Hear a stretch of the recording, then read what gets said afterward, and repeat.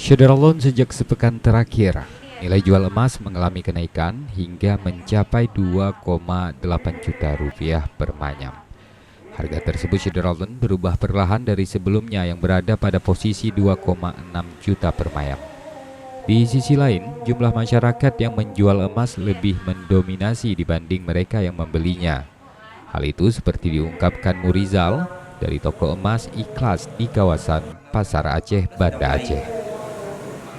17 kemarin tuh di angka 17 di angka 270, 2.700.000. Untuk peminatnya lebih banyak orang yang beli atau orang yang jual?